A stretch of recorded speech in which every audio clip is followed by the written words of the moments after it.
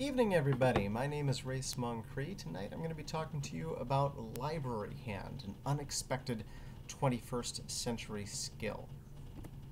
What is library hand? It sounds a lot like something a doctor might treat you for after you've written out too many cards for the catalog, but it was actually a style of handwriting designed specifically for librarians to help them make catalog cards and everything else they had to write in libraries back in the day more legible. I know what you're thinking. Race, you're seriously going to spend 10 minutes of my time talking to me about handwriting? I have like code for lib or something, 2018-ish to do at the moment. But that is, I think, the assumption that a lot of people make, that when the cards went away, it was assumed that library hand wasn't needed anymore. In fact, my aim tonight is to convince you that it's needed now more than ever. Why? There are three big reasons. One is that paperless office we've been promised ever since we still called our cell phones the brick has never actually materialized. We still write things by hand every single day in a wide variety of contexts. We just do it worse than ever before because we don't pay attention to the skill of handwriting the way that we used to.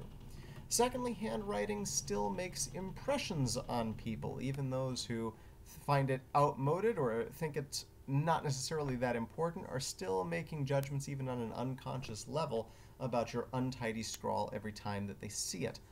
And you can do a lot to change the impression that you make in the workplace by making little changes to the presentation of your handwriting.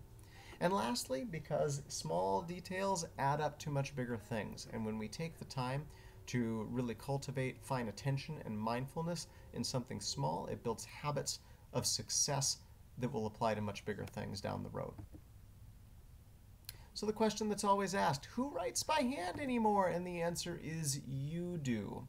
All the time in the library, we leave notes for our colleagues, notes for our patrons, notes for ourselves that we still have to be able to read several days later. We address envelopes when we're mailing things out for fundraisers, when we're sending people library cards that they ordered through the online application system. We take notes at meetings by hand a lot of the time, and if you don't, you should, because studies consistently show that even if you are very conscientiously paying attention, the fact that you're typing on a laptop, for example, makes people think that you're not. So a show of taking notes by hand actually helps people to feel like you are paying more attention to what they're saying, you're picking up on more of what's going on. Stickering materials and labeling periodicals is the one that got me initially when library assistants began to complain that they couldn't read the dates that I'd written on the labels for the periodicals. And that's what started me on my course of trying to refine my handwriting. Of course, the ultimate irony is that you might actually be handwriting on a stylus-enabled electronic device. We spend all this time building all this fancy technology. What are we trying to do? We're trying to get it to recognize writing on it with a pen. So although people have been predicting the death of handwriting for ages, the fact is that it's very much a part of our daily lives still, and therefore still very much a part of the core competencies for librarians. The ALA Core Competency 1J is effective communication techniques, verbal and written, and writing clearly by hand looks like it's going to be an effective written communication technique for a long time to come. But we don't study it like we used to. Library hand used to be a required subject in the schools that trained librarians, but as these morphed into today's schools of information, it passed by the wayside.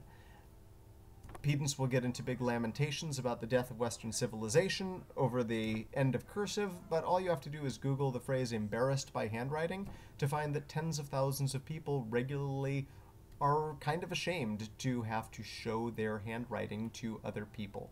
And in the contexts that we've just described, where there's all these different situations where we are writing by hand, you just don't need that drag on your confidence in the workplace.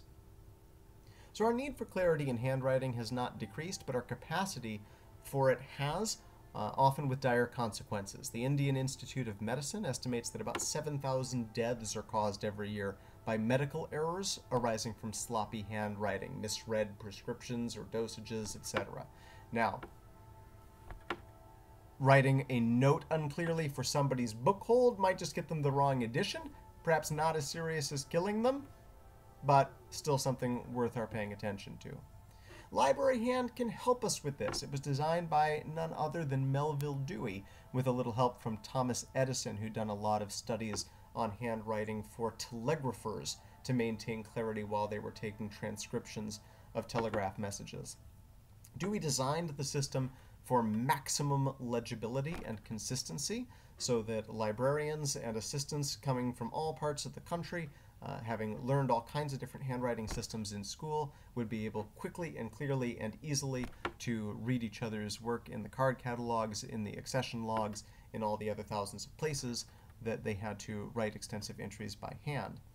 It's very similar to styles that you may be familiar with that are still taught in schools. Dewey's work actually helped to popularize printing as a normal form of handwriting, and therefore it can be learned pretty quickly. You don't have to make a lot of adjustments to the way that you write now. You have to make small and considered adjustments, but make them with discipline, and that can produce amazing increases in the clarity of your handwriting, which, as I've mentioned before, creates huge changes ultimately in the impression that you convey. Those of you who have really bad handwriting right now, please take heart. Study after study suggests that people of high intelligence and creativity are disproportionately likely to have really sloppy handwriting. The problem is that that doesn't really come across to other people. They see untidy handwriting and they make a lot of assumptions that the person who wrote it is untidy, that they're careless, that they lack discipline or attention to detail. They're not fair judgments, but they're judgments that get made, and Library Hand can help you to avoid those judgments being made about you. Beau Brummel, who in the time of Jane Austen was the arbiter of men's fashion in England, elaborated a principle that has stayed with us the last 200 years. No one should remember what you were wearing. Your clothes should call attention to you, but not to themselves. The same can maybe be said of handwriting. Your colleagues aren't going to notice probably when your writing is marvelously easy to read, but they do definitely notice when it's not, and nobody likes having their time wasted. If all Library Hand did for us was help us to avoid that, it would be worth its while. But increasingly people do take notice in a more active and positive way. The Guardian, the New York Times, the Business Insider have all done articles recently on how employers are using handwriting analysis as a more cost-effective alternative to psychometrics, because graphologists will work more cheaply than psychologists will.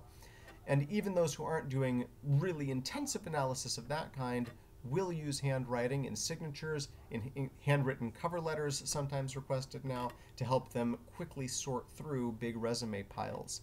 75% of companies in France do this. It's huge in France, and in Israel, not quite as widespread a practice yet here in the States, but definitely something that's on the rise. Library Hand then can help you to tell a story about yourself that speaks of efficiency, regularity, reliability, attention to detail, and when you're working in the library profession, because let's face it, librarians are kind of nerds, and some of them might actually know about Library Hand, to the right library director or hiring committee, it bespeaks a deep knowledge of and commitment to the profession and its history, which can help to give you a competitive edge as well. But it's about so much more than just handwriting. This is one of my favorite verses from the Bible. He that is faithful in that which is least is faithful also in much. When we pay close attention to small things and we get them right, we fit ourselves. We become the kind of people who are able to take on bigger responsibilities and get them right too. And we convey to those around us that we have the competency to do so. Library Hand helps us to cultivate this by slowing us down, which helps us to reduce mistakes and to give ourselves more scope for creative thinking, and by practicing concentrated focus that disciplines the mind and enhances our critical thinking capabilities. That there should be a close alliance here shouldn't surprise us, because of course the clerical tasks of library clerks descended from the work of medieval clerics. That's why we call it that. So a lot of these seemingly mundane office tasks actually have close historical connections with spiritual disciplines. A study by the National Institutes of Health found that meditation and calligraphy had comparable physiological effects on heart rate, respiration, skin temperature, etc. One of the popular books at my library right now is Admiral McRaven's Make Your Bed. It's based on a commencement speech that he gave that started by talking about how making your bed in the morning, though a seemingly simple and inconsequential thing, sets you up in your day for cycles of success and accomplishment with all of the tasks that you face thereafter.